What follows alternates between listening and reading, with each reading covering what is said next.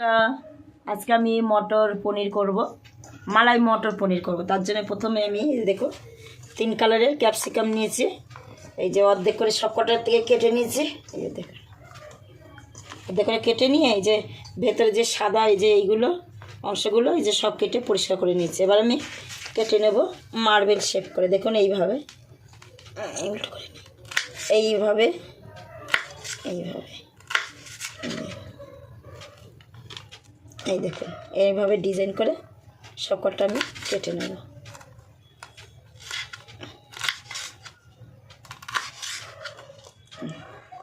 একটা কাট না, এই যে দেখুন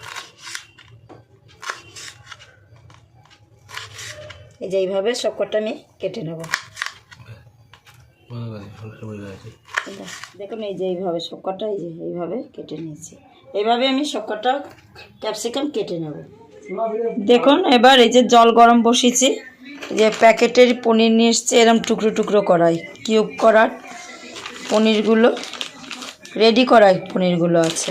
এই দেখুন এইভাবে কিউব করে তৈরি করাই রয়েছে প্যাকেটে, এই যে এইভাবে কাটাই রয়েছে।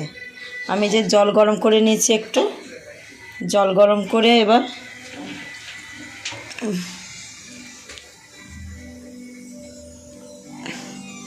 একটা বাটিতে একটু নুন দিলাম, নুন দিয়ে এবার এই জল গরমটা আমি এই বাটিতে ঢেলে দেব।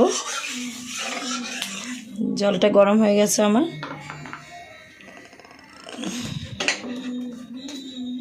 এবার আমি এই জলটা এই নুন বাটির মধ্যে ঢেলে দিলাম। গ্যাসে আবার কড়াইটা বসিয়ে দিলাম।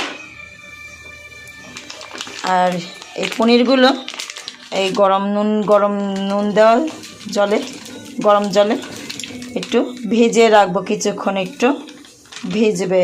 এটা যদি বাসি, এটা প্যাকেটে তো থাকে কত দিনের প্যাকিং করা সেটা তো জানা নেই, প্যাকিং কত দিনের করা আছে। একটু এর জন্যে নুন জলে ভিজে রাখলাম, তাহলে নরম হবে, আর যদি একটু গন্ধ থাকে সেটাও চলে যাবে। এর কিছুক্ষণ এটা আমি নুন জলে ভিজিয়ে রাখবো। আমি মশলা করব, তার জন্য নিয়েছি এই যে অল্প একটু স্টার অ্যানিস আর এগুলো গোলমরিচ। এই দেখো স্টার অ্যানিস আর গোলমরিচ অল্প একটু নিয়েছি। আর নিয়েছি এদিকে আমি এই যে সাদা তিল, চারমগজ, কাজু, এই যে কাজু আছে, যে পোস্ত আছে, এগুলো সব একসঙ্গে করে একটু ড্রাই গুঁড়ো করব।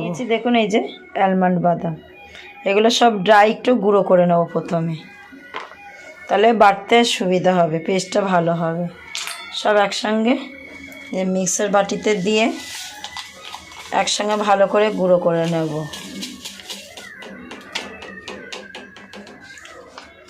এরপর আছে এই যে ক্রিম আছে, ক্রিম দেব। আছে যে মটর খোসা ছাড়িয়ে রেখেছি, আছে বাটার, আছে ঘি লাগবে, আর আছে টক দই। এই দিয়ে হবে আজকে মালাই মটর পনির। এই যে জলটা দেখুন অনেকক্ষণ ভেজানো ছিল, জলটা ফেলে দিয়েছি। এবার আমি এই কড়াই আমার গরম হয়ে গেছে, এবার আমি সাদা তেল দিচ্ছি।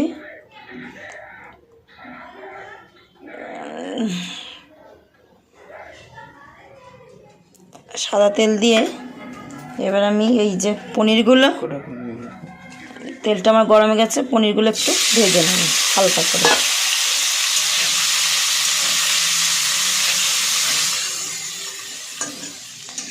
দেখুন আমার যে পনিরগুলো ভাজা হয়ে গেছে, এবার আমি তুলে নিচ্ছি, বেশি আর ভাজবো না, শক্ত হয়ে যাবে তাহলে। পনিরগুলো আমি তুলে নেব। দেখুন এই যে তেল একটুখানি কি বেঁচেছে, এটার মধ্যে আমি দিয়ে দেবো ক্যাপসিকামগুলো, হালকা করে ভেজে এগুলো তুলে নেব।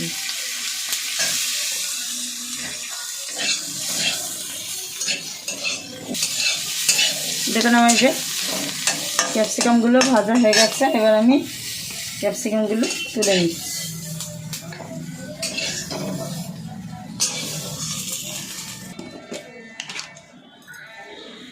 এবার আমি প্রথমে দিচ্ছি ঘি।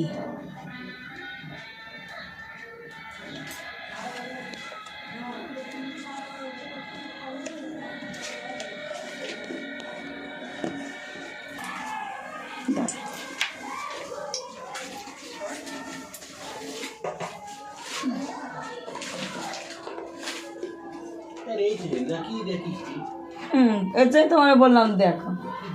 কাজ কর ঘরে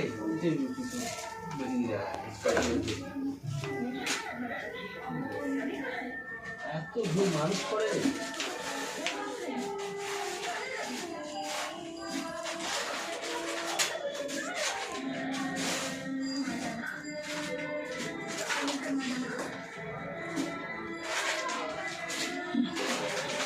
ঘি আমার গরম হয়ে গেছে, একটা গোটা শুকনো লঙ্কা দিচ্ছি এই ডাটা সহকারে। এবার আমি দিয়ে দিচ্ছি এই যে দারচিনি, এলাচ আছে, আর এই যে লবঙ্গ ফোড়নে দিয়ে দিলাম। আর এই যে আমি বেটে রেখেছিলাম পোস্ত, কাজু, তারপর আলমন্ড, বাদাম, সাদা তিল একসঙ্গে, আর গোলমরিচ, আর একটা স্টার এনিস ছোটো একটা দুটো পাপড়ি, সেইটা আমি দিয়ে দিচ্ছি।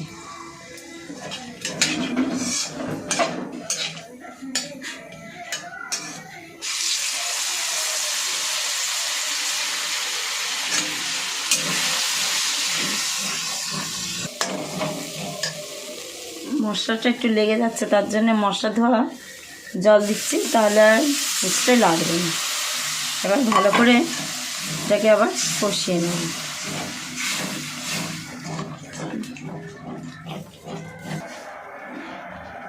একটু আমার মশলাটা ভাজা গেছে, এবার দিচ্ছি আমি নুন পরিমাণ মতন। খুব বেশি একটা নুন দেবো না, লাগলে পরে দেব। অল্প করে নুন দিলাম। এবার দিচ্ছি কালারের জন্য একটু কাশ্মীরি মির্চ, এর মধ্যে হলুদ পড়বে না, এটা কাশ্মীরি মির্চ দিয়ে দিলাম। এবার আবার একটু নেড়ে নেব মশলাটা। তো অনেকটা কষা হয়ে গেছে, এবার আমি দিয়ে দিচ্ছি এই ফেটানো টক দই। গ্যাস আমার আস্তে করা আছে।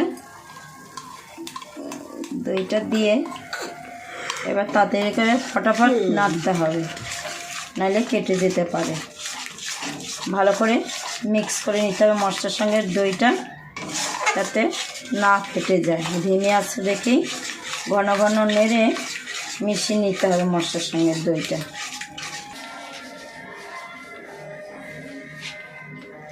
এবার একটু আমি এই যে হাতে এমনি করে ঘষে কাসুরি মেথি দিচ্ছি, তাহলে সেলটা ভালো হয়। দিয়ে আবার ভালো করে মিশিয়ে নেব, তেল ছাড়া পর্যন্ত এটাকে কষিয়ে নিতে হবে। এবার একটু মিষ্টির জন্য দেব একটু চিনি, একটু মিষ্টি মিষ্টি হবে, নিরামিষ রান্না, একটু চিনি দিয়ে দিলাম। ভালো করে আবার কষিয়ে নেব। এবার গ্যাসটা জোরে করে দেবো। দেখুন আমার দইটা মশলার সঙ্গে মিশে গেছে। এবার আমি গ্যাসটা একটু হালকা একটু জোরে করে মাঝারি রেখে এটাকে কষিয়ে নেব মশলাটা। ওটা গোল করে বাটিটা। এবার আমার যে দেখুন মশলা থেকে এবার অল্প অল্প করে এই যে ঘি দিয়েছিলাম সেটা ছাড়তে শুরু করেছে। এবার দিয়ে দিচ্ছি আমি কড়াইশুঁটিটা, ছাড়ানো ছিল কড়াইশুঁটি, সেটা আমি দিয়ে দিলাম। দিয়ে এর সঙ্গেই ভালো করে কষিয়ে নেব।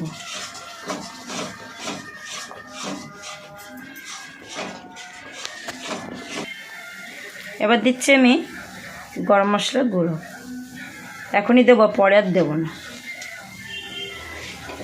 এটা ভালো করে আবার মশলার সঙ্গে মিক্স করে নেব। দেখো তেলটা ছাড়া শুরু করেছে, সব মশলা থেকে জলগুলো শুকিয়ে ড্রাই হয়ে গেছে।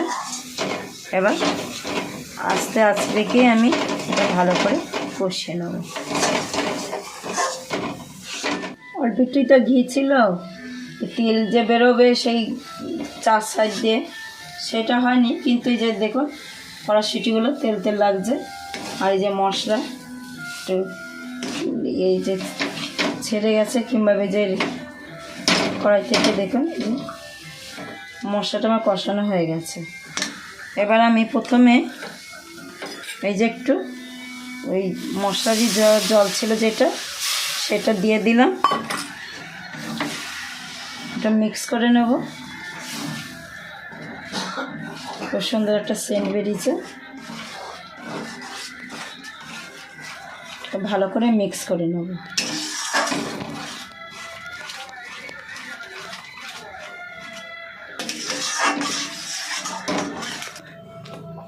এবার আমার দেখুন জলটা দিয়ে মিক্স করা হয়ে গেছে। এবার আমি অল্প একটু দুধ দেব।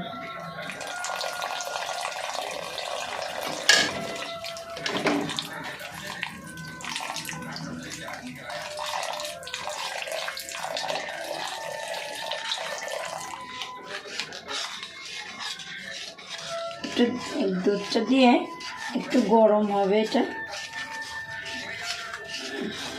একটু ভালো করে মিক্স করে নেব, কারণ এর আগে দই দেওয়া ছিল। একটু ভালো করে মিক্স করে নিচ্ছি। এই যে পুরো এটা ফুটে গেছে, তরকারিটা ফুটে গেছে। এবার আমি দিয়ে দিচ্ছি এই যে পনির ভাজা আর ক্যাপসিকামটা একসঙ্গে দিয়ে দেবো। দিয়ে ভালো করে আমি একটু মিক্স করে নেব।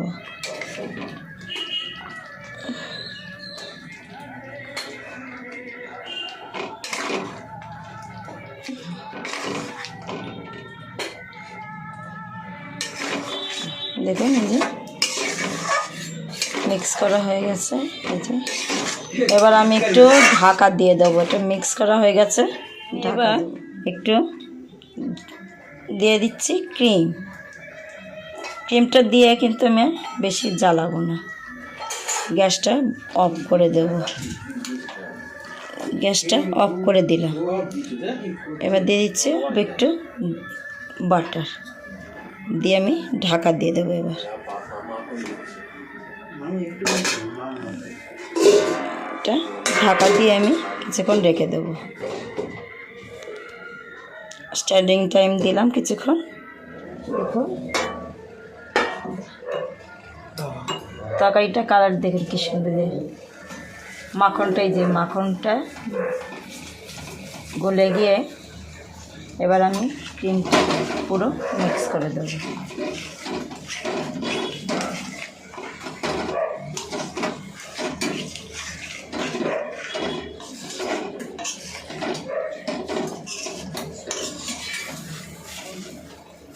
এবার আমি একটা পাত্রে ঢেলে নেব। একটা পাত্রে আমি একটু উঠিয়ে নিচ্ছি। একটা পাত্রে নিয়ে নিয়েছি। আর এই যে মাখনা একটু আমি মাখনে ভেজে রেখেছিলাম, এটা মানে মিক্স হয়ে গেছে দেখানো। এই মাখনাটা একটু উপরে দিয়ে দিলাম।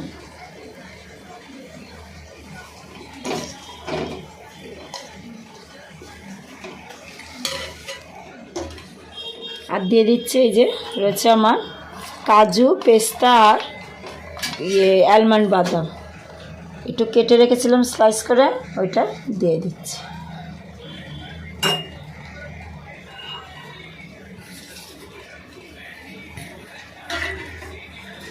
দেখুন কত সুন্দর লাগছে দেখতে। তৈরি হয়ে গেল আমার মালাই মটর পনির। যদি ভালো লাগে লাইক শেয়ার করবেন, কমেন্ট করে জানাবেন কেমন হলো, আর সাবস্ক্রাইব করতে ভুলবেন না। Thank you.